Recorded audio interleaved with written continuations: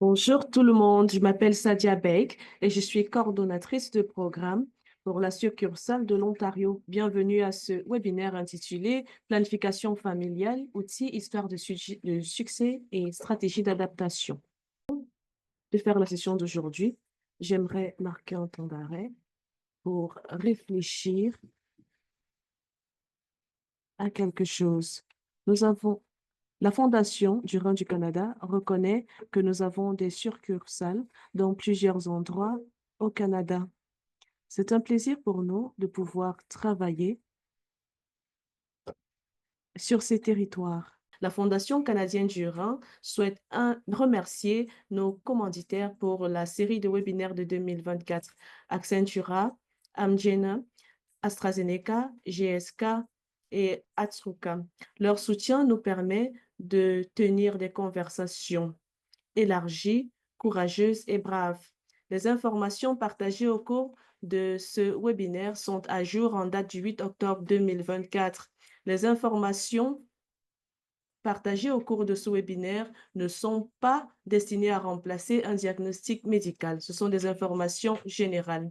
Bien sûr que nous essayons d'être exacts, mais nous vous invitons à recueillir du soutien professionnel pour votre situation particulière. C'est un plaisir pour moi à présent de vous présenter notre modérateur pour aujourd'hui, Manuel Escoto. Manuel a reçu une grève rénale il y a de cela 17 ans. Il a reçu la grève rénale de sa mère en 2007 après presque 2 années sur dialyse. En février 2022, lui et son épouse ont accueilli leur premier enfant et en février 2024, leur deuxième. En tant que récepteur d'une grève rénale, il a développé une passion pour l'éducation et la passion au sujet de la greffe d'organes et du rein. Merci infiniment pour cette présentation. Bienvenue à ce webinaire. Avant de commencer, je tiens à souligner que je suis à Alberta du traité numéro 6 des Premières Nations et des Métis. C'est un plaisir pour moi de prendre part à la session d'aujourd'hui.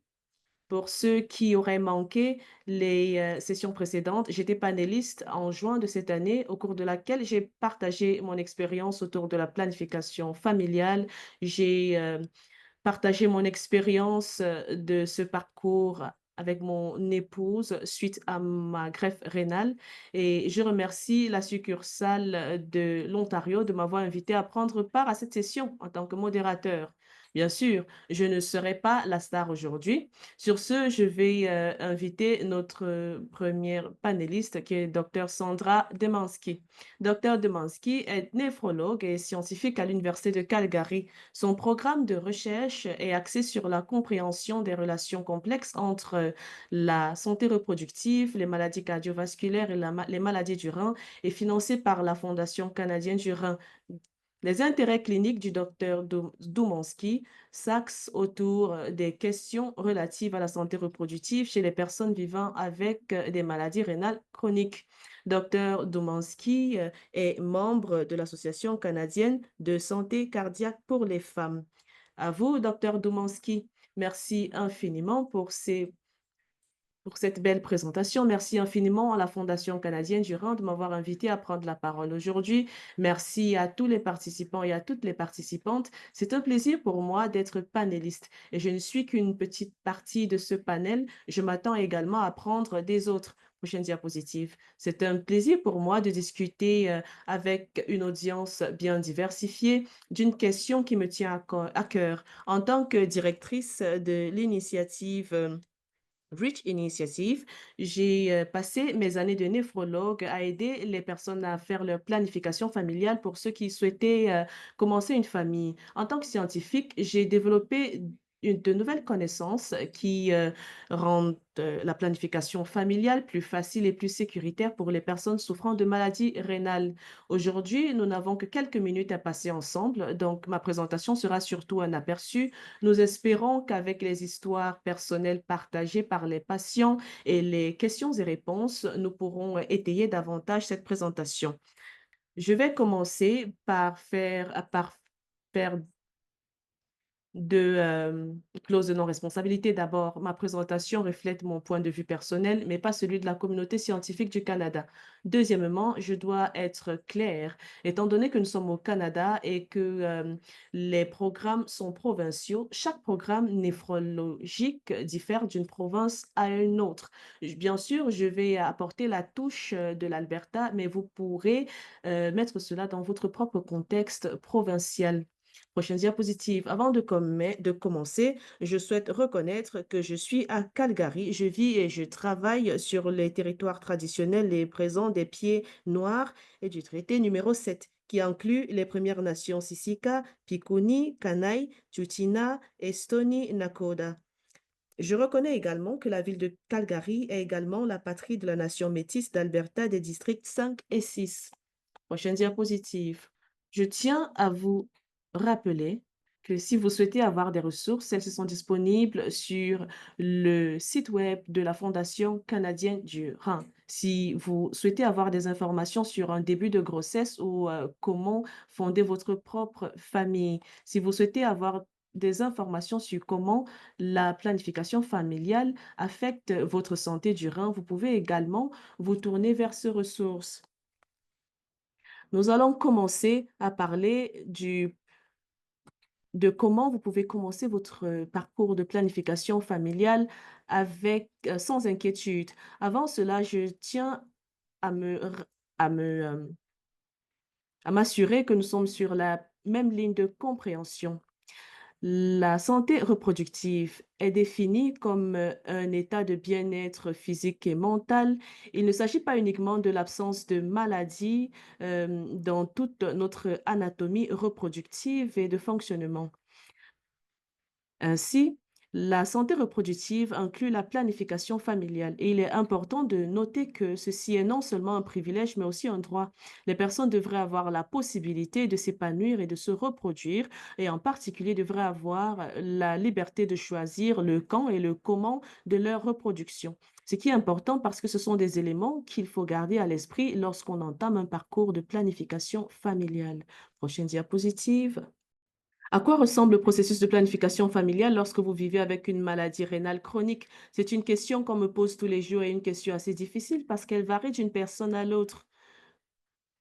Vos besoins en termes de planification familiale dépendent de plusieurs facteurs. D'abord, où vous êtes rendu en termes de votre situation rénale. Est-ce que votre maladie est chronique? Est-ce que vous suivez une dialyse? Est-ce que vous avez subi une greffe rénale? Et tout dépend aussi du type de maladie rénale que vous avez. Parce que, bien évidemment, il y a des centaines de maladies qui affectent la santé rénale. Il y a également d'autres facteurs qu'on doit considérer. Par exemple, souffrez-vous d'autres maladies chroniques, notamment l'hypertension artérielle, le diabète, quels médicaments est-ce que vous prenez, quel est votre âge.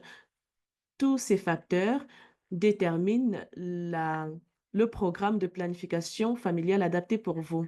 Ce qu'on doit toutefois savoir, c'est que la planification familiale, surtout lorsqu'on souffre d'une maladie rénale, peut être difficile. Ce n'est pas un processus linéaire. Parfois, on peut avoir des hauts, mais aussi des bas. Lorsque nous abordons cette question d'un point de vue clinique, nous essayons de voir les outils dont les personnes auront besoin de manière individuelle. Et je suis convaincue qu'on a tous besoin de 3 outils de base pour commencer. C'est un peu comme lorsque vous sortez de la maison pour la pour la première fois et que vous achetez votre première maison. Vous aurez besoin de scotch, d'un marteau et d'un tournevis pour faire votre bricolage. La première chose dont vous aurez besoin, c'est une équipe. Cette initiative de planification familiale ne peut se faire seule. On a toujours besoin de personnes pour nous aider. Prochaine diapositive. Deuxièmement, nous avons besoin d'un système de soutien. Et malgré que votre équipe peut vous fournir un certain type de soutien, votre équipe de soutien doit être différente de votre équipe pour vous permettre de naviguer ou de traverser ces hauts et ces bas. Enfin, vous avez besoin d'un plan. Tout le monde aura besoin d'un plan. Et dans ce plan, il faudrait inscrire vos besoins spécifiques. Avoir un plan de base, tout de même, est important avant de passer aux étapes suivantes. Prochaine diapositive. La première question est la suivante. Quels sont les membres de mon équipe? Et c'est une question assez pertinente. Lorsque je parle d'équipe, j'aime bien cette image parce que je pense qu'elle traduit véritablement ce à quoi une équipe devrait ressembler. Votre équipe est composée de personnes qui sont des pièces d'un puzzle mis ensemble. Je souhaite attirer votre attention sur la pièce du milieu. La pièce du milieu devrait être vous. Pour avoir une équipe forte, il faudrait que vous soyez au centre de cette équipe et toutes les personnes autour doivent véritablement être autour et satisfaire des besoins spécifiques.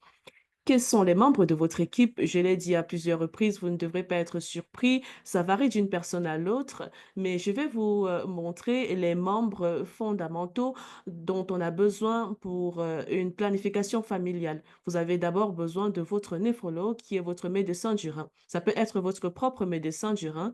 De manière alternative, ça peut être un autre médecin qui a eu de l'expertise en santé reproductive ou un autre médecin qui s'est spécialisé ou qui travaillera à côté d'un néphrologue spécialisé. Ces personnes requièrent les conseils de tous les autres membres de l'équipe et les font figurer dans un plan qui vous sera personnalisé. Et bien sûr, il va sans dire que votre néphrologue est également chargé de se rassurer de la santé de votre rein alors que vous naviguez ou que vous faites votre planification familiale. Vous aurez besoin d'un spécialiste de la gestion. Il s'agit de celui qui gère votre situation de santé avant votre planification familiale. Le néphrologue ne se soucie pas uniquement de traiter votre rein, mais aussi d'autres maladies telles que le diabète, l'hypertension artérielle et les risques pour une grossesse. Votre équipe peut également être composée de médecins généralistes. Il s'agit de médecins qui gèrent votre santé de manière générale et ils sont également chargés de coordonner votre état de santé général. La vérification de votre rein avant la grossesse vise à se rassurer que vous êtes prêt pour porter une grossesse. La plupart de ceux qui ont une maladie rénale chronique prennent des médicaments. Et pour ceux qui vont raconter leur témoignage ou qui participent à cet appel, vous prenez sans doute plus qu'un médicament, d'où l'importance d'avoir du personnel qui vérifie tout cela. Vous avez également besoin d'un obstétricien dans votre équipe.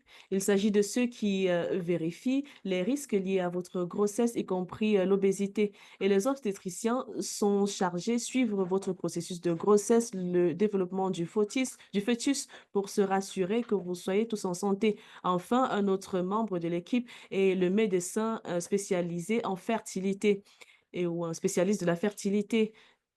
C'est très important si vous avez des difficultés, de conception parce que, ceci pourrait vous, diriger vers un traitement spécifique. Votre équipe pourrait ne pas ressembler typiquement à ceci. Il pourrait y avoir moins ou plus de membres, mais chaque membre joue un rôle central et bien sûr, la partie la plus importante est la communication. Prochaine diapositive. Lorsque je parle d'équipe, j'aime également présenter les diapos rouges et les drapeaux verts parce qu'à la fin de la journée, ce que ce parcours ou ce que vous retenez de ce parcours qui pourrait être facile ou pas facile du tout est l'équipe. Et certains me diront qu'ils ont un membre de l'équipe qui ne comprend pas ce dont ils ont besoin.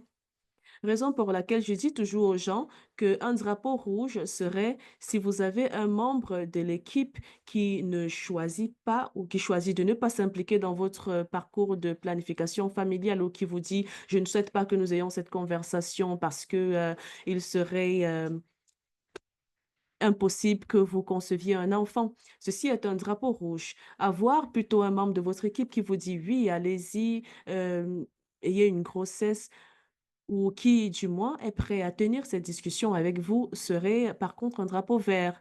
C'est important que vous ayez une équipe pour vous soutenir, mais il est tout aussi important que vous ayez votre système de soutien. Prochaine diapositive. Parler d'équipe de soutien vise à savoir qui sont les membres de votre système de soutien. Lorsque je reçois les appels des patients, je me rends compte que ceux-ci ne voudraient pas parler du système de soutien. Mais laissez-moi vous rassurer que l'équipe de soutien diffère d'une personne à l'autre. Et ça pourrait dépendre aussi de votre maladie si vous souffrez de MRC ou d'autres maladies. Le système de soutien apparaît tout de même important et avoir un système de soutien depuis la phase de planification familiale est important. La participation de votre système de soutien aussi à la prise en charge de votre enfant est tout aussi essentielle. La création d'un système de soutien n'a pas forcément besoin d'être formel. Tout dépend du niveau de protection de vos renseignements personnels que vous souhaitez avoir. Au départ, vous pouvez vous limiter à une simple planification. Plusieurs personnes n'aiment pas partager des renseignements personnels avec les gens. Donc, identifier les personnes qui seront membres de votre système de soutien est important, qu'il s'agisse de votre conjoint ou conjointe ou des membres de votre famille, de conseillers ou conseillères. Votre système de soutien dépend. Vous pouvez le faire de manière ouverte ou alors vous pouvez choisir un système de soutien restreint. Ce sur quoi je mets l'accent, c'est comment constituer un système de soutien. Ce qu'on se dit toujours, c'est que les membres de notre famille seront toujours là pour nous. Très souvent, c'est vrai, mais la fertilité et la stérilité ou la grossesse sont des sujets vulnérables, complexes et difficiles. Je peux me dire que j'ai un membre de famille qui voudrait me soutenir tout au long de ma grossesse, mais il n'est pas clair que cette personne veut effectivement me soutenir, raison pour laquelle je vous invite à tenir des discussions à ce sujet. Si quelqu'un sait ce que vous traversez, sait que vous faites une planification, la personne voudra s'impliquer. Et parfois, on ne le sait pas parce qu'on traverse des situations sans que notre système de soutien ne soit au courant. Deuxièmement, je vous invite à expliquer à votre système de soutien ce dont vous avez besoin et quels seront vos besoins à l'avenir parce que certains des membres de votre système de soutien seront là pour vous fournir un appui émotionnel, d'autres pourraient être là pour vous fournir un appui mental et d'autres encore apporteront un soutien physique. Peut-être qu'ils vous accompagneront lors de vos rendez-vous ou vous apporteront votre repas si vous suivez un traitement de fertilité ou vous aideront lors de votre transmission. Vous devez également développer un plan avec chaque personne de votre système de soutien sur la manière dont vous devez évaluer vos besoins à l'avenir parce que une personne peut être imprévisible et avoir ce moment de contact où vous dites à cette personne, voici ce dont j'ai besoin de vous est essentiel pour maintenir cette personne dans votre équipe de système de soutien. Aussi, il faudrait que vous puissiez laisser le soin aux personnes de votre système de soutien de quitter le réseau de temps en temps et de le réintégrer. Soyez clément envers vous-même tout au long de ce processus. Avoir un système de soutien réduit votre stress, améliore votre santé mentale. Les preuves ont également montré qu'avoir un système de soutien améliore vos capacités de communication. Prochaine diapositive. Alors, quelle est la ligne de fond? J'ai vu plusieurs familles faire leur planification familiale et à date, je n'ai pas vu une famille qui n'a pas eu des obstacles. Bien sûr, les obstacles peuvent émerger à un moment ou à un autre, d'où l'importance de la préparation. Pour certaines personnes, elles noteront leurs défis, leurs craintes ou alors leur porte de sortie. D'autres personnes encore préfèrent avoir un plan simplifié. Il pourrait s'agir de personnes qui n'ont pas besoin de soutien émotionnel, mais surtout physique, et qui se diront, je suis en train de vouloir faire de la planification familiale, je n'ai pas besoin de soutien émotionnel, mais je comprends qu'il y aura, au fur et à mesure que j'avance, des choses qui m'empêcheront d'aller au travail. Donc, faire une planification à l'avance et se préparer aux défis, est une bonne chose à faire. Prochaine diapositive. La question principale est celle de savoir comment élaborer un plan. Maintenant que vous avez votre équipe et que vous avez votre système de soutien, il vous faut avoir un plan. Généralement, c'est la partie la plus amusante, mais je dirais la plus difficile. Alors, plusieurs personnes viennent à la clinique lorsque elles veulent élaborer leur plan et se sentent déjà submergées. Et c'est normal parce qu'il y a beaucoup de choses auxquelles vous devez réfléchir. C'est la raison pour laquelle vous avez une équipe. Appuyez-vous sur votre équipe. Et si vous avez une équipe qui peut satisfaire tous vos besoins, c'est une équipe sur laquelle vous pouvez vous appuyer. Le plan devrait inclure tous les éléments auxquels vous vous attendez, devrait également être autant personnalisé que possible. Sans surprise, bien évidemment, tout le monde n'a pas le même plan. Mais il y a des éléments qui doivent absolument figurer dans le plan et nous allons aborder ces éléments. Le calendrier est une partie essentielle du plan. Vous devez discuter du quand vous lancez dans la planification familiale et tout dépendrait de la fonction de votre rein, de votre pression artérielle, mais aussi de votre catégorie de maladie rénale. Êtes-vous au stade primaire ou au stade avancé? Est-ce que vous suivez une thérapie de remplacement telle que la dialyse ou la greffe? Tout dépend aussi du type de traitement. Ce qu'il faut savoir, c'est que le plan dépend de vous envers et contre tout. Parce que, en fonction de certaines maladies ou certaines situations, vous pourriez ne pas atteindre la phase de la lumière verte ou ne pas vous lancer dans un processus de grossesse. C'est tout à fait correct. Vous pouvez choisir alors à ce moment la lumière jaune ou la lumière rouge, d'où l'importance de tenir des discussions au sujet du calendrier assez tôt. Et j'ai des personnes qui viennent dans ma clinique et qui me disent, Docteur, j'ai l'impression de perdre votre temps. Je ne suis même pas prête à penser à cela pour les 2 ou 3 prochaines années. Et je leur dis que ce n'est pas très tôt parce qu'on peut commencer à planifier maintenant afin de maximiser nos chances de réussite à l'avenir. Prochaine diapositive. Un autre élément essentiel du plan, c'est la modification du traitement. Et, ça pourrait faire l'objet d'une présentation séparée. De manière générale, parfois, vous aurez besoin de changer votre traitement parce que certains des médicaments que vous prenez ne sont pas compatibles avec une grossesse. Vous pourriez aussi ajouter des médicaments qui pourraient être plus compatibles avec une grossesse. Parfois aussi, vous pouvez changer de traitement comme la dialyse. Si vous avez un donneur vivant et que vous allez recevoir une greffe rénale, peut-être qu'il serait prudent d'attendre après la greffe avant de tomber enceinte. Si vous faites une dialyse péritonéale, vous pourriez passer à une hémodialyse. Et si vous faites une hémodialyse, vous pouvez augmenter le nombre d'hémodialyses pour maximiser les chances de grossesse et de grossesse à terme. Donc, tout dépend. Le plan peut être très individualisé. Bien sûr, il y a des additions et des soustractions qu'on fait au plan de planification familiale par anticipation. Prochaine diapositive. Mais la partie la plus essentielle de chaque plan est la flexibilité. Vos besoins pourront changer en tant que patient avec le temps. Vos besoins aussi pourraient changer en fonction de ce dont vous avez besoin ou ce que vous espérez tirer de ce processus. Et au fur et à mesure que le temps passe, vous et votre équipe devriez vous ajuster. Donc, n'ayez jamais peur de poser les questions parce que, il est toujours important d'avoir un plan d'urgence. Sur ce, je rappelle que aucun parcours n'est linéaire. Parfois, on a des parcours qui se passent sans anicroche et qui sont très faciles, mais je dois dire que ces cas sont rares. La plupart des cas seront ajustés ça et là.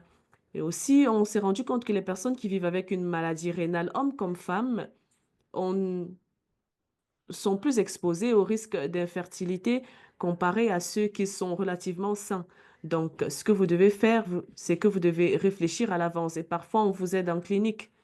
Si j'ai cette équipe et que j'ai ce soutien, ce système de soutien, j'ai un plan excellent, mais je ne réussis pas toujours à tomber enceinte. Que faire? Prochaine diapositive. Merci. À la fin de la journée, il faut vous rappeler qu'il y a plusieurs manières de créer une famille. Et je sais que tout le monde n'est pas à l'aise avec cette partie de la discussion. Mais vous devriez vous rendre à l'évidence que votre parcours de planification familiale pourrait inclure des traitements de fertilité, mais pourrait aussi inclure avoir une famille non biologique. La question est celle de savoir à présent quelles sont les options qui vous sont offertes et si elles sont sécuritaires. Et c'est une question pertinente à laquelle on n'a pas encore de réponse pertinente. Nous n'en sommes qu'au début de la compréhension des traitements de fertilité et leur lien avec les maladies rénales. Donc, de manière générale, le traitement rénal est assez sécuritaire, mais nous n'avons pas encore une compréhension élargie, ou alors est-ce nous ne savons pas si les chances de réussite sont les mêmes pour chaque individu. Nous n'avons pas les réponses pour cela, mais nous savons que tous les traitements de fertilité que les traitements de fertilité ont été utilisés chez les patients de maladies rénales et ceux-ci ont fait leurs preuves. Vous pouvez aussi réfléchir à des alternatives, d'où l'importance de penser à un plaidoyer dans votre propre contexte de santé et de maladie. Discutez-en avec des personnes qui ont eu la même expérience, ceux qui ont rencontré des spécialistes. Discutez par exemple avec un néphrologue et le néphrologue pourrait avoir une expertise en santé reproductive. Je vais présenter les types de traitements de fertilité parce que vous entendez beaucoup de choses à ce sujet, mais de manière essentielle, il y a trois traitements de fertilité majeurs qui sont offerts au Canada. Le premier étant l'utilisation de médicaments de fertilité. Et les médicaments de fertilité sont très utiles pour l'ovulation induite ou alors pour la fusion entre le spermatozoïde et l'ovule afin de faciliter les chances de conception ou de favoriser la fertilité. La deuxième option pourrait être l'insémination où on insémine le spermatozoïde dans la cavité urinaire afin d'accroître les chances de conception. Et la troisième pourrait être la fécondation in vitro, dans laquelle des hormones sont administrées pour se rassurer que les ovocytes soient développés durant un cycle. Et ces ovocytes sont retirés dans un corps, inclus dans un autre corps pour développer des embryons et les embryons sont remis dans l'utérus afin de favoriser une grossesse. En dehors des traitements de fertilité, il y a également beaucoup d'autres options que, qui peuvent être offertes à vous, bien, parce que les traitements de fertilité pourraient ne pas être la meilleure voie pour une personne. On a notamment l'adoption, les mères porteuses, etc. Je sais que c'est une conversation difficile à entendre, mais je dois vous dire que à la fin de la journée, on a eu de belles familles qui ont été créées en clinique de différentes manières. Prochaine diapositive. Donc, en bout de ligne, votre parcours de planification familiale sera unique. Que vous soyez au début, que vous soyez en réflexion, que ce soit dans votre avenir ou si vous êtes déjà dedans, mais il n'est jamais trop tôt d'assembler votre équipe, d'établir votre système de soutien et d'avoir un plan détaillé. Une des grandes questions qui vient à tous les stades, c'est l'endroit où vous pouvez avoir plus d'informations, malheureusement, pour des patients, pour des médecins et pour tous les membres de l'équipe. Il y a de l'information très limitée qui existe et c'est difficile d'y accéder. Une des ressources la plus incroyable, c'est le support des pairs, le soutien des pairs.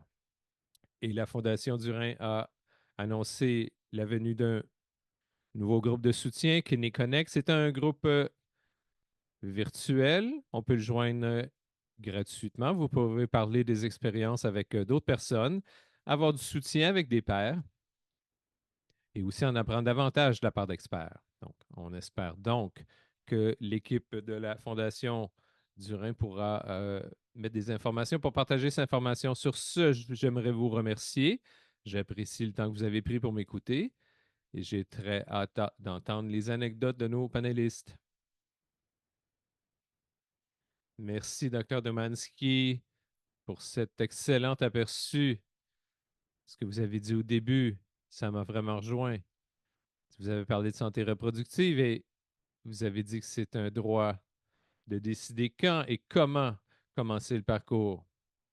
Donc, c'est une conversation qu'on doit avoir et vous avez reconnu que le parcours de tout le monde est vraiment différent. Quand on parle des patients qui souffrent d'une maladie rénale chronique, et bon, il y a différentes nuances, il y a différents types de médicaments. Il faut parler à vos fournisseurs de soins et aux membres de votre équipe. Donc, merci pour cet aperçu. Je vais aussi parler de l'équipe de soutien des pairs dont vous avez parlé.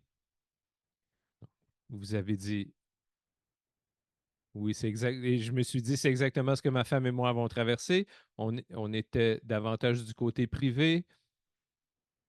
On était notre propre équipe. Mais c'est par la suite qu'on a commencé à parler des gens. On a réalisé les avantages que nous avions gagnés en partageant notre expérience avec d'autres et reconnaître que les autres, pas nécessairement des gens qui ont des maladies rénales ou qui ont une greffe, mais qu'il y a plusieurs personnes qui traversent ceci. Et ça a une valeur de partager votre expérience avec d'autres. Ça a créé des merveilles pour nous-mêmes et pour nos amis. Donc, on va en parler davantage de ces sujets lors de la discussion informelle. Mais maintenant, j'ai le plaisir de vous présenter la deuxième panéliste. Wendy a ouvert sa caméra. Donc, je vais la présenter avec plaisir. Wendy a reçu son premier diagnostic de lupus en 2009, à l'âge de 26 ans. En tant que jeune adulte, apprendre qu'elle était atteinte de lupus a été un véritable défi. Elle avait de nombreuses inquiétudes quant à son avenir, notamment sur la possibilité de travailler, voyager et fonder une famille. Un mois seulement après le diagnostic de son lupus, Wendy a appris qu'elle souffrait d'une maladie rénale chronique. Ne sachant rien de la maladie, ses premières pensées ont été: est-ce que je vais mourir? Avec le soutien de sa famille et de ses médecins du programme de soutien par les pairs de la Fondation Durin, Wendy s'est non seulement adaptée à la vie sous dialyse péritonéale, mais elle s'est également épanouie. En 2018, elle a reçu une greffe de rein d'un donneur décédé qui lui a sauvé la vie. Son nouveau rein fonctionne bien et elle a pu, à sa grande joie, elle a pu concevoir naturellement deux belles filles. La première en 2021 et la seconde en 2023. Wendy, je vous cède la parole. Merci, Manuel. Bonjour tout le monde. C'est un plaisir d'être ici. Merci de me recevoir. Je m'appelle Wendy Narr. J'ai eu un diagnostic de lupus en 2009 quand j'avais 26 ans. Un mois plus tard, j'ai découvert également que j'avais une maladie rénale. Je ne savais rien à propos de ces sujets. Comme il l'a dit, la première pensée que j'ai eue, c'est: est-ce que je vais mourir? J'ai reçu mon diagnostic, j'ai pris des médicaments et comme vous le savez sans doute, j'ai pris Prednisone et c'est la pire et la meilleure drogue à la fois. Et j'ai été là-dessus pendant quelques années. En 2014, j'ai eu la grippe et à cette époque, j'ai dû avoir une dialyse PD durant 4 ans et également, j'ai eu deux remplacements de la hanche, une en 2016 et une en 2018 en raison de mon lupus.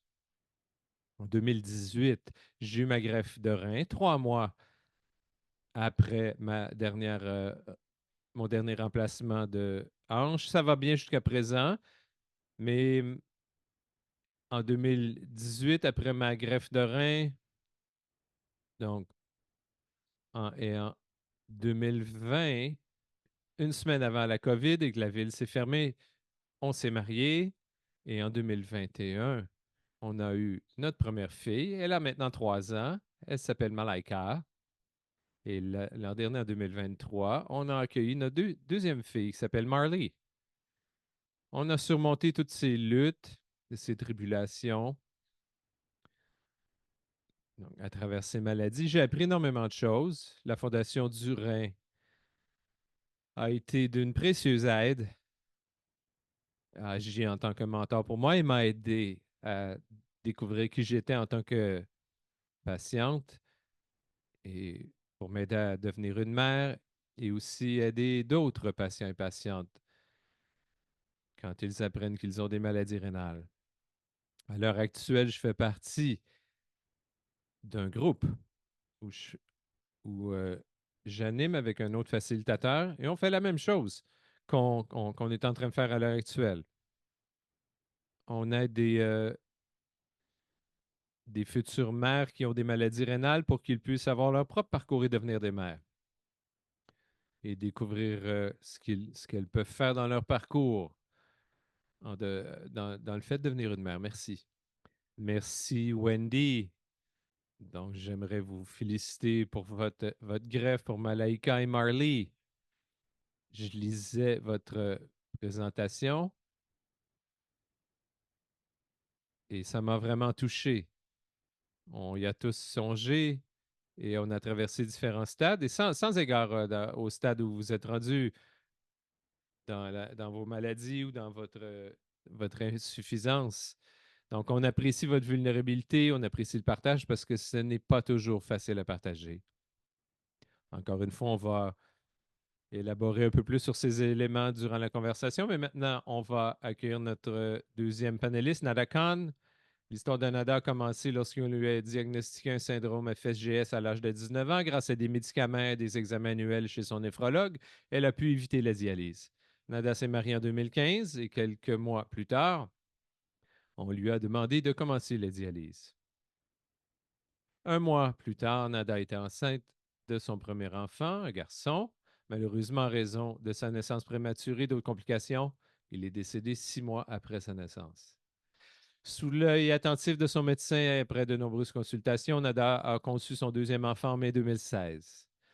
On lui a demandé d'être en dialyse 6 jours par semaine, 6 heures par jour, jusqu'à ce qu'elle donne naissance à sa fille, Anya, à 36 semaines de grossesse. Nada n'a pas eu un parcours facile, mais elle dit « Je le referai s'il le fallait ». Merci Nada de vous joindre à nous et je me tourne vers vous pour entendre votre expérience. Bonjour tout le monde, merci. Merci à la Fondation du Rhin de m'avoir invité ici. En tant que panéliste, je suis honoré de faire partie de ce groupe. J'ai écouté l'histoire de Wendy et je deviens émotive. Et je ne veux pas devenir émotive sur cet appel. Et ce que Dr. Dumansky disait, donc sur le fait d'avoir un groupe de soutien, et dont nous n'avons et la communication est importante. Et, et avec le recul, j'aurais voulu savoir ces choses quand j'avais 20 ans, quand j'ai eu mon diagnostic avec FSGS. J'avais 19 ans plus tôt. Mais mon parcours n'a pas été facile. Je suis comptable, je travaille dans une agence de comptabilité à Toronto. J'y ai travaillé durant tout ce parcours. Ça ne m'a pas arrêté. J'ai traversé ma dialyse et j'ai persévéré. Mais avoir un diagnostic à un âge si tôt, à 19 ans, vous savez, vous, vous grandissez, vous commencez à avoir des relations, vous entrez à l'université. Mais le fait de recevoir ce diagnostic et de prendre un prednisone, comme on a dit, c'est le meilleur et le pire médicament. Et ce n'est pas facile. Ce n'est pas facile pour votre estime de soi, ce n'est pas facile à traverser. Mais je l'ai fait quand j'étais très jeune. Et comme Manuel a dit, j'étais en mesure d'éviter la dialyse pendant une bonne période jusqu'à ce que je me marie en 2015. Et peu après, je me souviens que mes médecins ont dit, vos tests de sang ne sont pas très positifs et vous devez commencer la dialyse. Et je me souviens très bien. Je me suis mis à pleurer. J'ai dit, je ne peux pas faire ça. Mais encore une fois, vous n'avez pas le choix. Vous devez aller de l'avant. Et si j'ai appris quelque chose à propos de ma maladie rénale, c'est d'être résiliente. Il faut être en mesure de continuer de nager, comme on dit. C'est Dory qui dit ça dans Finding Nemo, Trouver Nemo. Donc, il faut continuer à nager.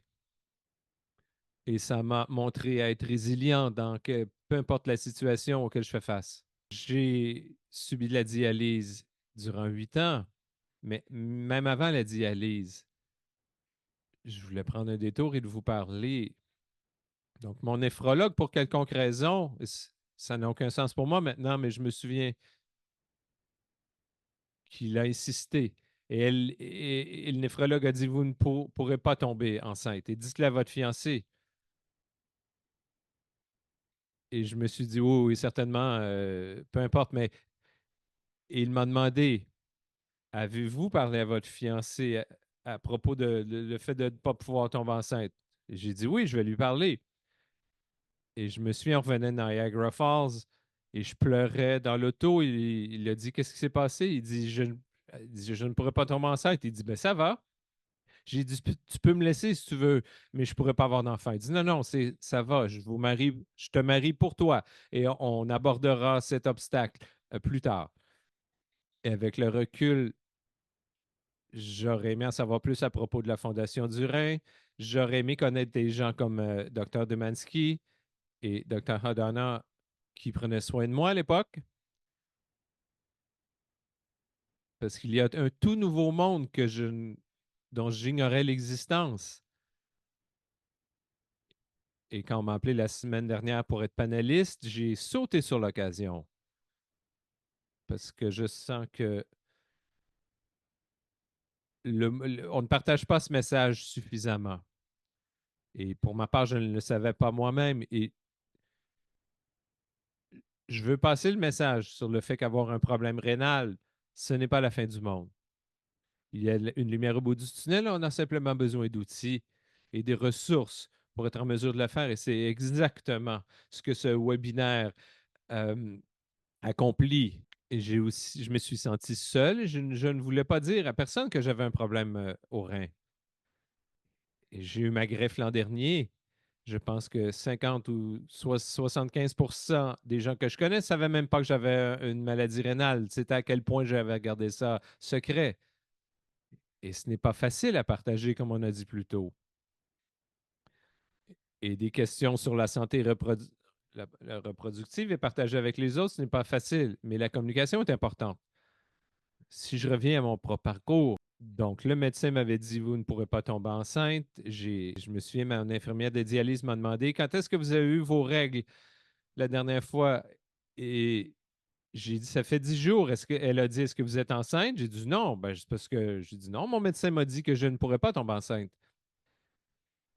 L'infirmière a dit ben non, comment savez-vous que vous n'êtes pas enceinte? Mais c'est ce que le médecin m'a dit. Et elle a fait un test et j'étais effectivement enceinte. Malheureusement, cette grossesse, comme Manuel a mentionné dans l'introduction, donc en raison de complications, l'enfant est né prématurément et il est né à 5 mois et 3 semaines. Ça a été une partie difficile de ma vie. C'est difficile d'en parler, mais je suis ici pour parler davantage de ma deuxième grossesse et de la planification familiale qui était en jeu. Je me souviens de Dr. Hodanowitz, je me suis assis avec elle, elle m'a vu souffrir lors de ma première grossesse. Elle m'a vu perdre mon premier enfant. Elle a dit, est-ce que vous êtes certaine de vouloir essayer une deuxième fois? Elle a dit, vous devez être prête. Elle a dit, dès le départ, elle a dit, ce ne sera pas facile. Ça va être 6 heures par jour, 6 jours par semaine. Vous devez vous y engager. Et j'ai été d'accord. Je l'ai dit à mon mari. Donc, donc, on a rencontré. Donc, elle a fait une liste de vérification de tout ce qui devait être fait en termes de médicaments. Et donc, je suis tombé enceinte 1 mois après cette discussion avec elle. Elle s'est assurée que je fasse ma dialyse 6 jours par semaine, 6 heures par jour. Je travaillais aussi à temps plein. Et je n'ai jamais laissé la dialyse me retenir. J'ai même voyagé partout dans le monde durant cette dialyse, que ce soit aux États-Unis, au Canada. Je suis même allé au Pakistan. J'ai eu de la dialyse là-bas. Et encore une fois, on parle de résilience et communication. Donc, avec mon système de soutien, mes médecins, tout ça est très important.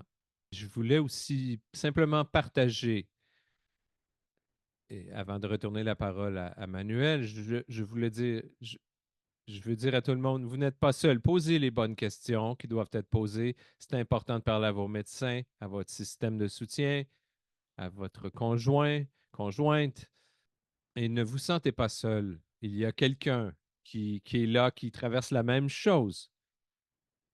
Et je crois que la Fondation du Rhin fait un énorme effort pour aider ces lignes de communication pour que tout le monde soit conscient que les connaissances existent. Et sur ce manuel, je vais vous redonner la parole. Merci beaucoup, Nada, pour votre partage. Votre message résonne avec nous. Oui, on a une maladie rénale, mais ce n'est pas la fin du monde.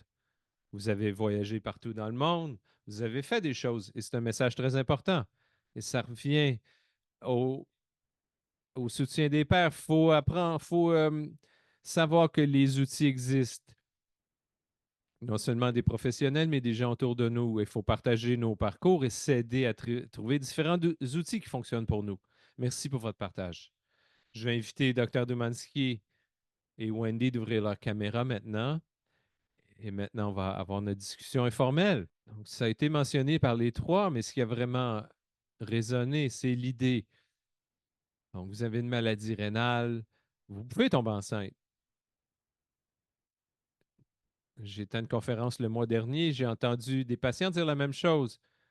Donc, c'était un absolu. Vous avez une maladie rénale, vous ne pourrez pas tomber enceinte. Et parfois, les patients le prennent tel quel et ils apprennent à vivre avec. Donc, avec ce préambule, donc je vais passer la parole à Dr. Demansky. Quelles sont les idées fausses les plus courantes que vous rencontrez concernant la planification familiale et maladies rénales? Excellente question. Et je pense que vous avez bien répondu. La plus grande idée fausse, c'est sur la capacité de devenir enceinte ou sur la sécurité de la grossesse. Donc, si je reviens à ma formation en néphrologie et dans la formation médicale qu'on a reçue, pendant des décennies, on nous a dit que les gens qui souffraient de maladies rénales ne pouvaient pas tomber enceintes. On nous a aussi dit que les hommes qui avaient une maladie rénale avaient un moins grand succès d'avoir des enfants, mais c'était enseigné de façon générale, mais sans une pleine compréhension de la science qu'il y avait derrière tout ça. Donc, le monde de la néphrologie a évolué et ce n'est et mais les néphrologues le croient encore. Mais il faut parler de contraception avec. On n'en parle pas parce qu'on pense que ce n'est pas un enjeu. Donc, du point de vue du praticien, je pense que c'est énorme. Je pense qu'on s'améliore, le monde évolue, on en apprend davantage. Il y a beaucoup de cliniques sur la santé reproductive au Canada, ce qui est incroyable. Mais ça va prendre beaucoup plus d'éducation pour que tous nos fournisseurs de soins puissent apprendre que nos patients peuvent tomber enceintes et que ça arrive et il va falloir le gérer différemment. J'entends aussi des praticiens qui parlent de grossesse et des membres de l'équipe qui disent même s'ils peuvent devenir enceintes, elles ne devraient pas parce que le résultat ne sera pas bon. Il y a des risques pour la mère, pour le fœtus, et peut-être qu'on devrait déconseiller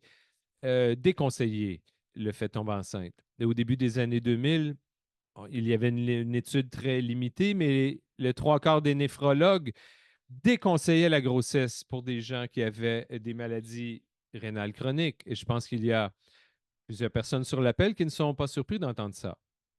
Donc oui, il y a des risques, bien sûr, il y en a si vous avez une maladie rénale chronique, mais certains de ces risques peuvent être gérés.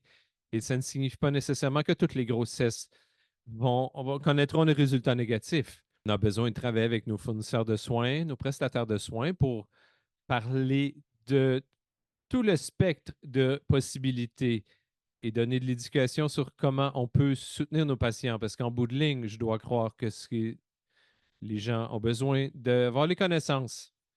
De l'autre côté de la médaille, donc ça, c'est le côté prestataire de soins, mais du côté du patient, c'est un peu similaire. J'écoutais Nanda et Wendy parler, et les deux ont exprimé cette peur, la peur de la maladie rénale ou la peur de la grossesse. Et les deux ensemble, ça peut être très épeurant. Et les patients vont se dire, je ne peux pas tomber enceinte. Et même si je tombe enceinte, ça va être un désastre. Ma santé est à risque. Je n'aurai jamais un bébé en santé. J'aurais peut-être besoin de terminer ma grossesse, de mettre un terme à ma grossesse, mais de nombreuses grossesses peuvent sortir du champ gauche, surtout quand on ne parle pas de planification familiale, si on ne parle pas de contraception. Et si on dit à nos patients, comme dans vos cas, que vous ne pouvez pas tomber enceinte, il faut faire beaucoup de travail pour avoir ces conversations tôt. On voit des résultats magnifiques dans nos cliniques. Je pense que j'ai le meilleur travail au monde. J'aide les gens à planifier leur famille parce qu'il y a de très belles histoires qui existent. On a besoin de le dire à la population générale. Il y a beaucoup de peurs et d'idées fausses à ce sujet. Merci beaucoup. Merci pour cette belle réponse. Je suis d'accord, ces conversations. Donc, on sait que des fois que le timing peut être un enjeu, le temps peut être un enjeu et il faut montrer notre vulnérabilité. Mais le point de vue de mon épouse, c'est Donc, l'idée d'avoir des enfants, quand l'idée m'est venue, je l'ai dit à mon néphrologue. Voici, j'y songe et on a eu cette conversation. Et certains gens n'ont pas cette conversation. Donc, que ce soit pré ou post-greffe. Est-ce qu'il y a un moment où l'équipe de santé va en parler ou c'est aux patients de susciter cette conversation? Je suis curieux de savoir comment ça fonctionne. Oui, excellente question. Et voici ma réponse qu'on entend de nos patients, qu'on fait des sondages et qu'on parle aux gens. On entend qu'ils ont eu à aborder le sujet. Et vivre avec une maladie rénale chronique, c'est déjà difficile et ça me brise le cœur un peu, mais c'est votre travail de gérer de nombreux, de nombreux aspects de votre maladie, mais en plus, vous devez aborder ça avec votre médecin. Et de nombreuses personnes pensent qu'ils doivent amener le sujet. Et il y en a qui sont trop nerveux de le faire et ne savent pas que leur équipe de santé soit les bonnes personnes. Et ça devrait être le contraire. Et dans ma pratique, j'essaie de faire le contraire aussi. À tous les stades d'une maladie chronique, c'est un moment important de parler de planification familiale et de santé reproductive, que ce soit la grossesse, les menstruations, la santé sexuelle, la ménopause. Il faut reconnaître que les maladies rénales chroniques affectent toutes ces étapes. Il faut en parler à tout moment. Est-ce que j'en parle à tous les rendez-vous avec tous les patients? Bien sûr que non.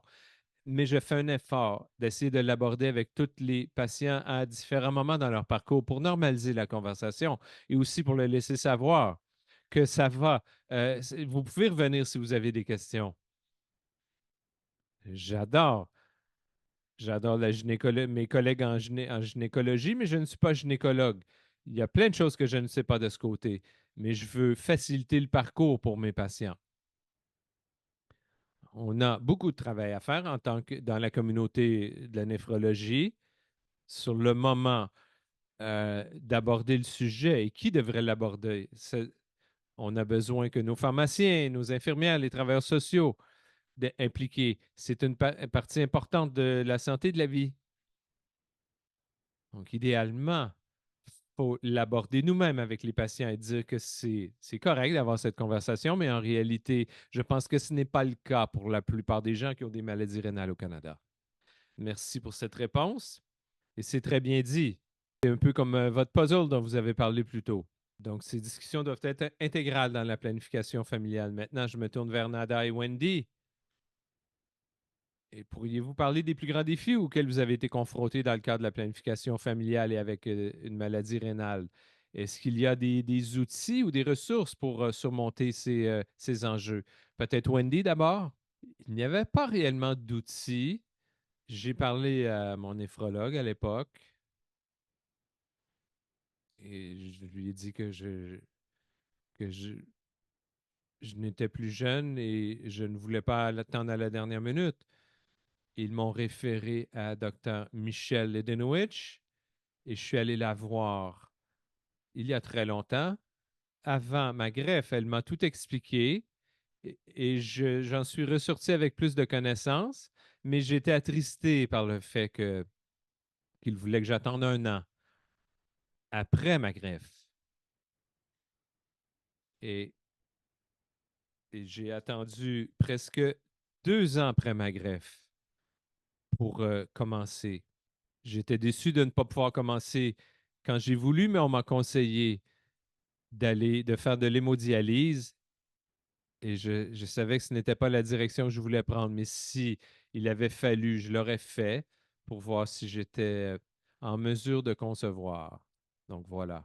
Merci infiniment, Nada. Avoir la conversation, je ne sais pas si c'est pour moi. Le simple fait de tenir cette conversation en général, c'est bizarre. On ne sait pas quelle sera la réponse. Un autre obstacle est le suivant. Une fois que la conversation a eu lieu, quelle sera la réponse? Pour moi, par exemple, on m'a dit qu'il fallait que je sois sur hémodialyse 6 fois par semaine et ce pendant 6 heures. Donc, il fallait que je me prépare mentalement pour investir ce temps pour l'hémodialyse. Je pense que je passais beaucoup de temps, beaucoup plus de temps avec les infirmières qu'avec mon époux, parce qu'au cours de cette période, j'étais très proche des infirmières, à tel point que je ne voulais plus quitter cet endroit. Ce que j'essaie de dire, c'est que le temps investi pour cette hémodialyse était important, le bagage émotionnel, le bagage médical était aussi très énorme. Je ne suis pas un médecin, mais je me dis que c'est un processus qui bouleverse les hormones. Faire de la dialyse pendant autant de temps, c'est déjà énorme. Donc, pour moi, je dirais que le premier obstacle, c'est de tenir la conversation parce que c'est une conversation bizarre. Le deuxième obstacle, c'est le résultat, la réponse qu'on vous apportera et ce que vous en ferez. J'espère avoir répondu à votre question. Oui, c'est fantastique. Et ça rejoint ce que le docteur Domanski a dit il y a de cela quelques temps. Elle a dit que c'était amusant, mais que c'était aussi très difficile. Je me rappelle de mon parcours avec ma femme. Effectivement, c'est beaucoup d'émotions. Je me souviens de ces moments où je devais discuter avec le néphrologue du nombre de fois où on a essayé d'avoir des enfants, etc. À partir de cela, il m'a référé à l'urologue. Ce que j'essaie de dire, c'est que c'est un processus très exigeant, mais la phase amusante, c'est que vous êtes assez près de la résolution. Et ça rejoint ce que vous avez tantôt dit, que c'était amusant, mais que ça pouvait aussi être très difficile. Et bien sûr, ça ajoute d'autres couches. Vous avez parlé notamment de la maladie rénale chronique, de la transplantation, etc. Il faut faire le choix et suivre les étapes. C'est, et ça nous amène à la prochaine question qui s'adresse à vous trois.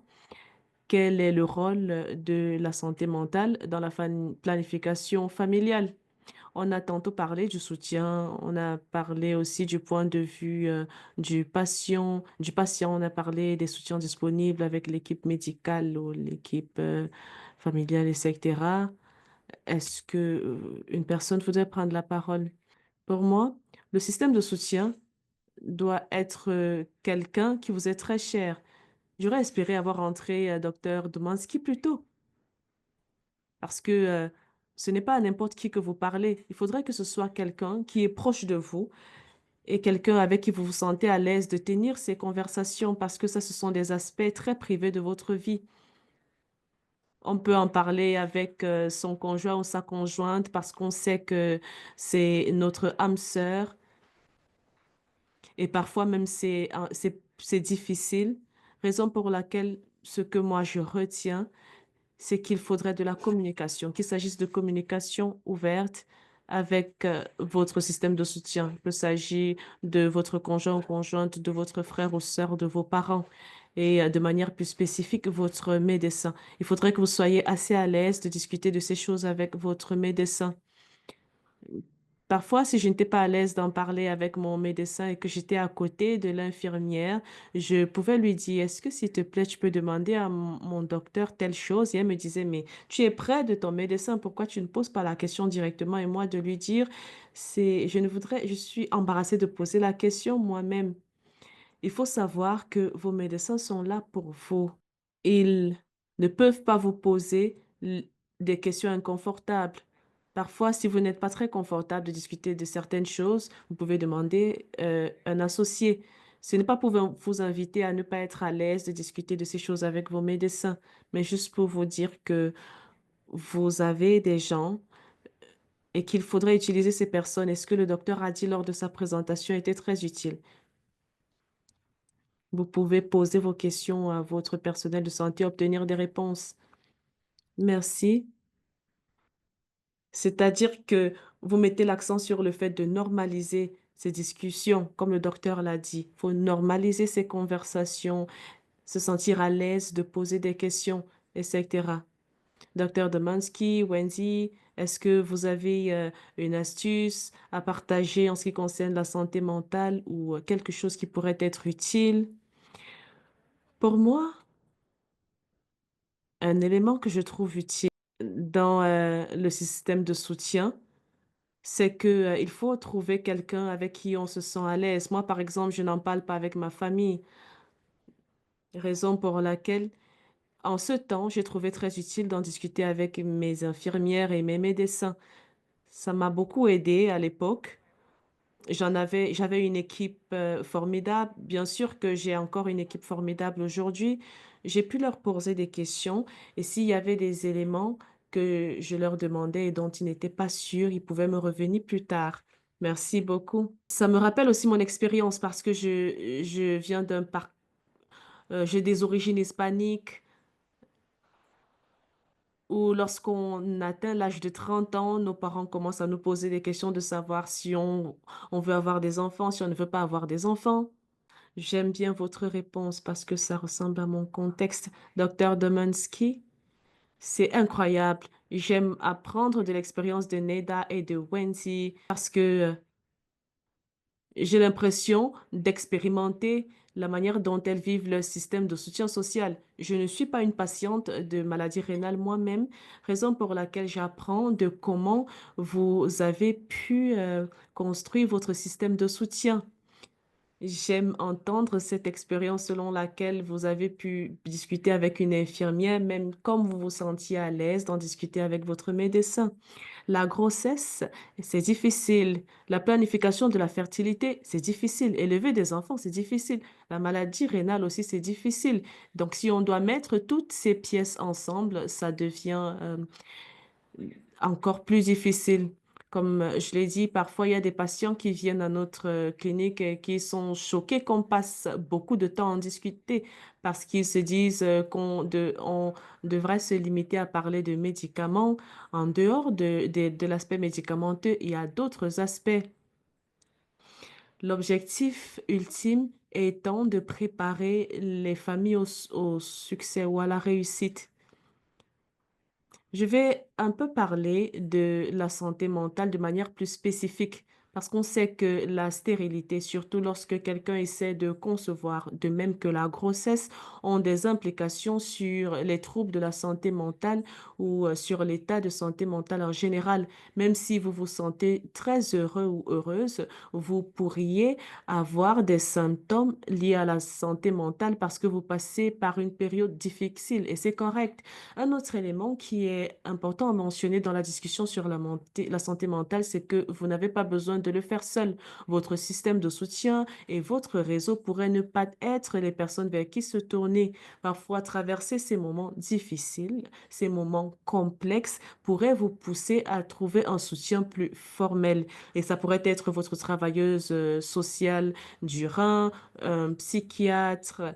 Parfois, ce sont des situations qui requièrent un soutien professionnel parce que la santé mentale est profondément affectée par le parcours de fertilité. Bien sûr que parfois on a besoin de son système de soutien, mais parfois aussi on a besoin d'un soutien beaucoup plus formel.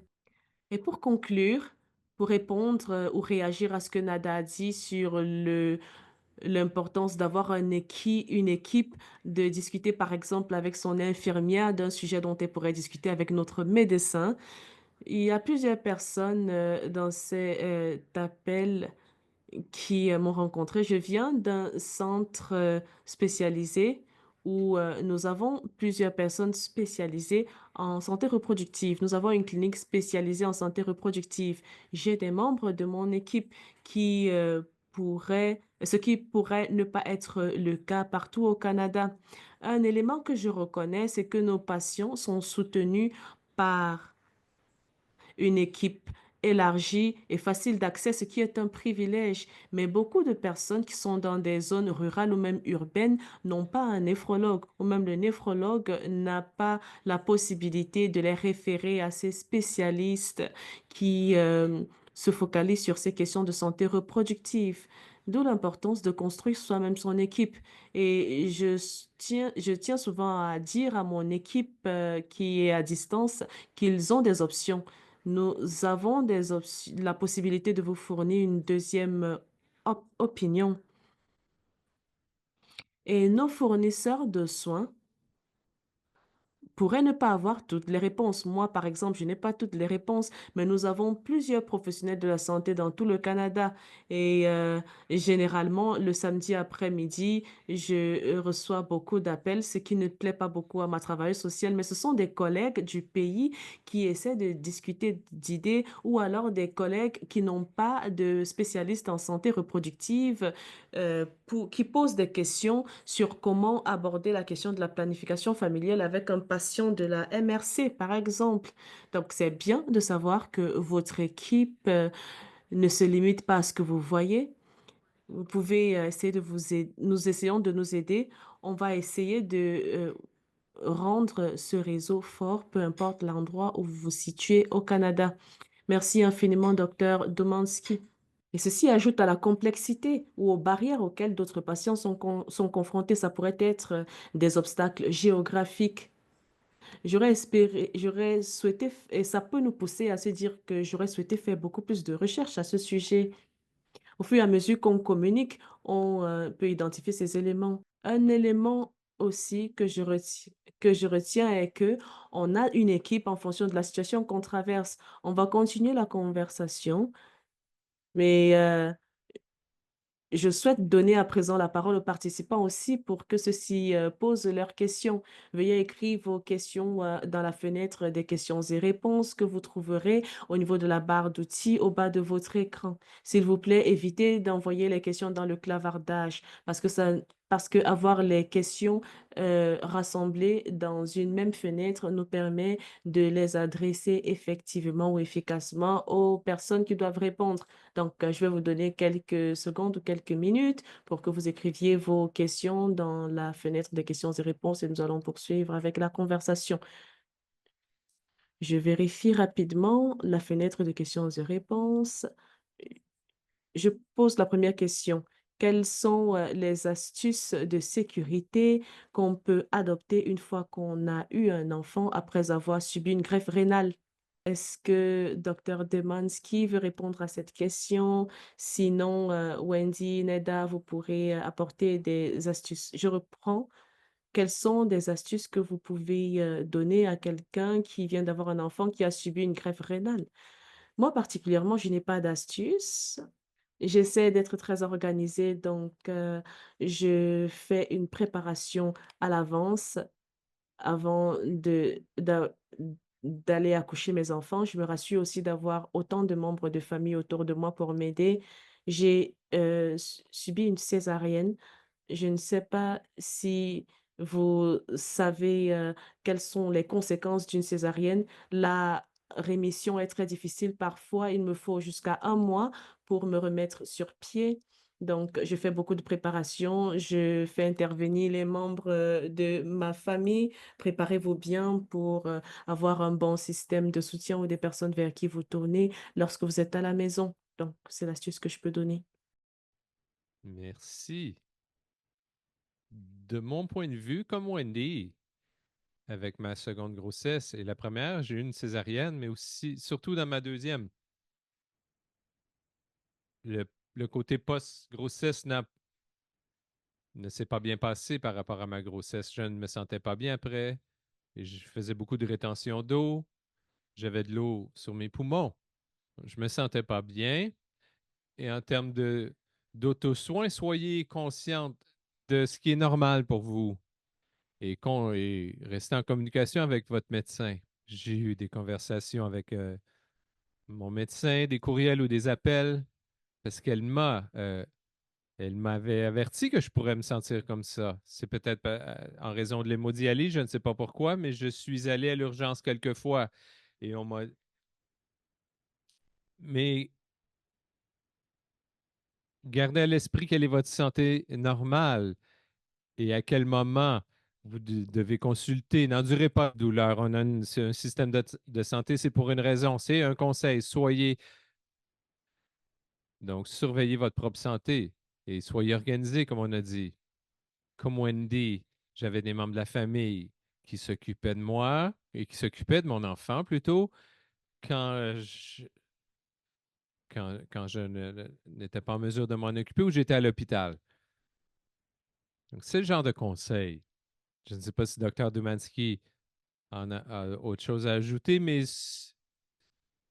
vous êtes votre meilleur promoteur envers vous-même. Oui, c'est incroyable. Et je suis la seule panéliste qui n'a pas eu d'enfant après une greffe ou une dialyse. Donc, prenez tout ce que je dis avec un grain de sel. Je ne suis pas l'experte. Et une des raisons pourquoi on établit un groupe de soutien et on parle d'auto-soin de différentes façons, mais en bout de ligne, peu importe comment un nouveau bébé va arriver dans votre vie, en tant que parent, ça va être difficile de vous oublier alors que vous vous concentrez sur ce nouvel enfant. Mais ce n'est même pas une option quand vous avez une maladie rénale. Vous devez trouver une façon de diviser votre vie, répondre à vos propres besoins de base quand vous avez une maladie rénale chronique. Et en plus, vous devez prendre des moments pour vous qui ne sont pas liés à votre santé. Et donc, demandez de l'aide. N'ayez pas peur de trouver de l'aide, peu importe où vous pouvez la trouver. Des gens reviennent me voir à la clinique. Ils sont surpris après l'accouchement.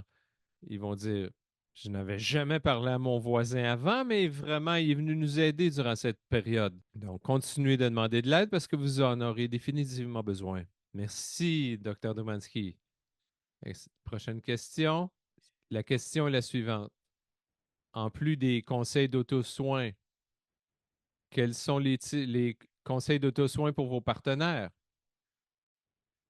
Donc, j'ai subi moi-même une greffe et j'ai une maladie rénale. Et ultimement, c'est mon épouse, donc, qui est tombée enceinte, bien sûr, mais en termes de partenaires, est-ce que vous avez des conseils ou des choses qui sont utiles pour vos partenaires? D'abord, bien sûr, être présent. Assurez-vous que vous avez tout ce dont vous avez besoin, mais aussi assurez-vous qu'ils prennent soin d'eux-mêmes. Je pense que la communication ouverte, je ne sais pas pourquoi j'ai utilisé cette expression à différentes reprises, mais c'est vrai. Donc, leur demander, donc, prenez un moment pour leur demander s'ils vont bien. J'ai dit à mon mari, il a dit, je devrais participer au webinaire, j'en sais plus que toi. Mais ils sont tout aussi investis que nous. Et parfois, ils ont besoin de prendre une pause. Il faut s'assurer qu'ils vont bien. Donc, la communication avec eux, s'assurer que tout va bien de leur côté. Merci, Nada. Wendy, peut-être? Encore une fois, n'êtes pas obligé de répondre. Je pense que Nada a bien répondu. Oui, elle a très bien répondu. Juste vérifier auprès d'eux pour s'assurer qu'ils vont bien et s'assurer que vous communiquez vos besoins pour qu'ils puissent vous aider de quelconque façon. Oui, je réitère aussi la communication ouverte pour nous deux, peu importe notre parcours.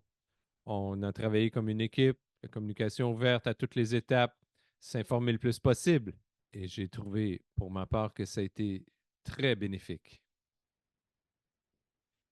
Excellente question qu'on a ici. Si vous pouvez retourner dans le temps et dire quelque chose à vous-même dans le passé, qu'est-ce que ça serait? Voulez-vous débuter? Oui. Oui, j'avais l'impression que oui. Si vous vous sentez malade de quelconque façon,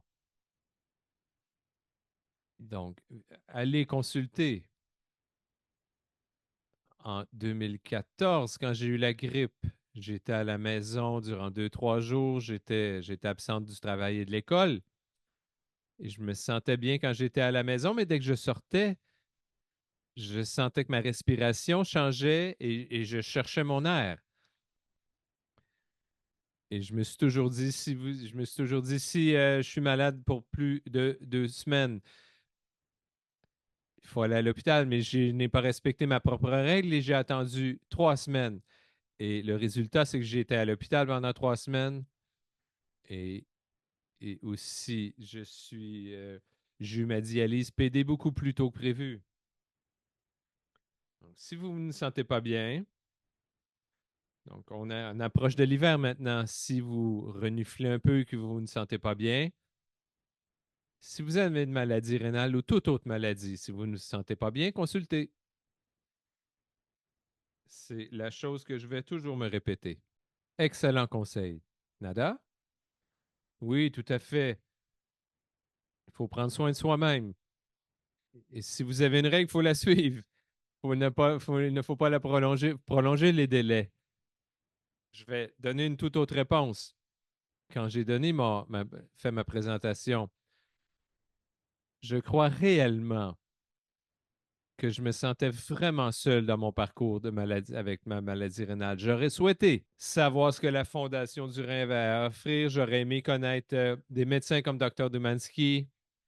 Donc, avec le recul, donc, et ce n'est pas sur Google que ça se passe. Google va seulement vous faire peur, mais il faut vraiment vous tourner vers des professionnels. J'aurais préféré de faire ses premiers pas plus tôt. Mais il y a aussi une lumière au bout du tunnel. Il y a une solution à tout ceci. J'avais un problème rénal. J'ai apprécié la dialyse. Les gens pensent que je suis folle, mais c'est devenu ma vie. Il y a des gens qui m'ont appelé après ma greffe l'an dernier. Ils m'ont dit, j'ai juste une question. Pourquoi étiez-vous si heureuse sous la dialyse? Je ne sais pas pourquoi, mais c'était ma vie. Je travaillais à temps plein. J'avais des réunions. Mon personnel savait que j'étais à l'hôpital et il le savait. Donc, c'est encore une fois une question de communication ouverte. Ne laissez pas les choses vous retenir. Parlez à votre médecin. Si vous aimez voyager, dites-le à votre médecin. Vous pouvez le faire. Croyez-moi, je l'ai fait. Donc, la vie a beaucoup de choses à offrir et profitez-en. Et ne laissez pas quelque chose comme ceci vous retenir. Bien sûr, toujours, consultez toujours, mais chaque histoire est différente. On vit tout ça chacun à notre façon. C'est seulement mon point de vue. Mais ne pensez pas que c'est la fin du monde. C'est là que j'essaie de vous dire. C'est ce que j'essaie de vous dire. Oui, c'est un excellent conseil. Parlez à vos médecins et restez loin de Dr. Google. Je suis absolument d'accord. Dr. Google n'est pas bon pour personne. Une autre question pour Wendy et Nada. Comment est votre santé rénale maintenant, à la suite d'avoir eu des enfants? J'ai eu Anaya en 2018. Et comme je l'ai dit, j'ai adoré la dialyse. Et c'était ma vie. Et, et je voulais rester en dialyse jusqu'à temps que mon médecin me demande qu'est-ce que je faisais là. Mais je ne voulais pas d'anesthésie générale et j'avais peur. Parce que j'avais peur de ne pas me réveiller et j'avais peur de ce qui allait arriver à ma fille. Je ne me concentrais pas sur ma maladie rénale. Mais tout se passe bien maintenant. Mais pour revenir à votre question, Manuel, pouvez-vous la répéter, s'il vous plaît? Donc, comment est votre santé rénale maintenant? Donc, oui, depuis la greffe, ça va bien. Ça fait 1 an et j'ai tellement plus d'énergie. Les médecins disent, donc, vous ne réalisez pas à quel point vous étiez fatigué sous la dialyse tant que vous n'aurez pas votre greffe. Quand j'avais ma dialyse, je faisais mon travail et les médecins me disaient, prenez le temps d'arrêter, vous allez être malade.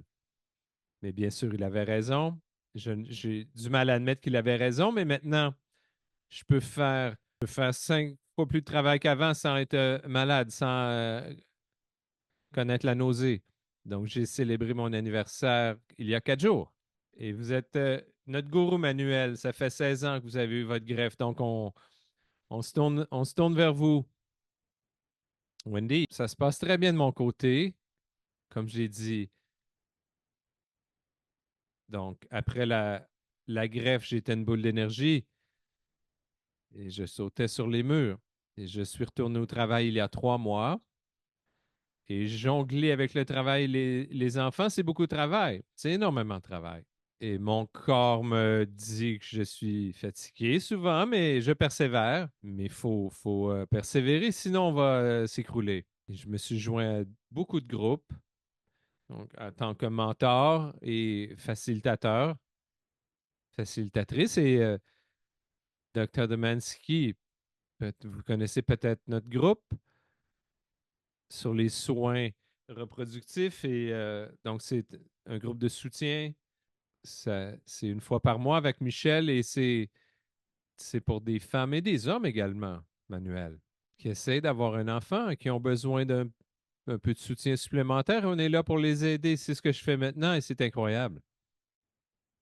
Ça fait partie des choses que je fais tous les mois, en plus de mon travail et des enfants. Mais j'adore ça. Excellent. Merci beaucoup pour cette réponse, Wendy. Je vais passer la parole à CADA, Dr. Demansky. Merci à vous tous, à vous toutes pour cette conversation. Je suis très heureux que ce soit enregistré. Mais CADA, je vais passer la parole à vous pour que vous puissiez terminer. Merci à tous nos panélistes pour cette session informative et inspirante. Vous êtes toutes incroyables. La Fondation du Rhin s'engage à fournir des informations et des ressources éducatives sur les reins et les maladies rénales. Par l'intermédiaire de nos antennes régionales, nous offrons des conseils et un soutien pour l'accès aux services du système de soins de santé, ainsi qu'un soutien au sein de votre communauté. Nous vous invitons à communiquer avec nous si vous avez d'autres questions et parler de la prochaine réunion du groupe de planification familiale sur le soutien par les pairs. Visitez notre site web et regardez le calendrier pour trouver des groupes qui pourront vous convenir, et y compris le groupe des spécialités sur les soins reproductifs et la maladie rénale. C'est une excellente façon de communiquer avec vos pairs pour parler des défis et des victoires, sachant que vous n'êtes pas seul pour avoir un impact positif émotivement, physiquement. Et à la fin du webinaire, votre ordinateur va ouvrir une nouvelle page pour que vous puissiez répondre à un sondage. Vos commentaires sont très importants et ça va nous aider à continuer à améliorer notre série de webinaires. On apprécierait que vous preniez un moment pour compléter le sondage. Il est disponible en anglais et en français grâce à un bouton de langue situé dans le coin supérieur droit de votre écran. Au nom de la Fondation canadienne du Rhin, je vous remercie d'avoir participé au webinaire d'aujourd'hui, Planification familiale, outils, réussite et stratégie. Je vous souhaite une excellente journée. Merci encore aux panélistes.